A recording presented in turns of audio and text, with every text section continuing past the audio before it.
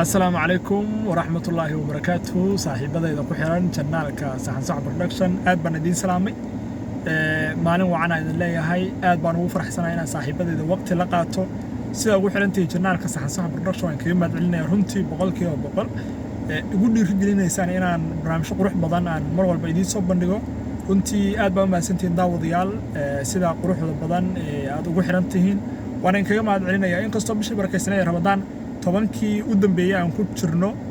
dadna ay u tahay 10 ay u hartay dadna 12 ay ugu hartay marka aad baad waasantii Ilaahay bisha barakaysan fadligeeda aan soo xujiyo kuwii soonka laga aqbalay Ilaahay naga dhigo aad baan u mahadsantihiin runtii waan kaga mahad celinayaa dadaalka iyo waliba sida ay ugu dhiirigelinaysaan inaan hore u sii socdo aad baan u mahadsantihiin waxaan ka codsanayaa mar labaad aan idin leeyahay waa intaasoo laga sii dhawaadaay saaxiib yaal hawsha halkeeda ka sii wada subscribe na dhaha si muuqaalada halkan aan soo dhigo adinkuna aad u sii daawataan saaxiibo kalena ay u sii gaaraan runtii barnaamijka weydiin iyo hadiyad oo dabcan daawadayaal fara badan ay soo weydiiyeen ayaan rabaa inaan laba ka taabto barnaamijku wuxuu socon doonaa inta bisha barakaysan ka hartay inagoo gaalkacyo dabcan ku sugan gaalkacyona ay tahay hal mid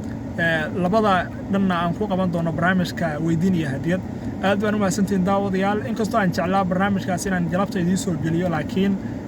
maanta aan nasanayno laakiin waxaan jeclahay in maalmaha soo socda ama haminada birida soo socotaba inaan hore meeshii ka sii wado aad baan u mahadsantihiin sida wacan ay ugu dhiirigelinaysaa waxaan ka codsanayaa mar labaad aan leeyahay inaad subscribe tiraadaan aad baan u mahadsantihiin mar walbana waa in la socdaa cid walba oo dabcan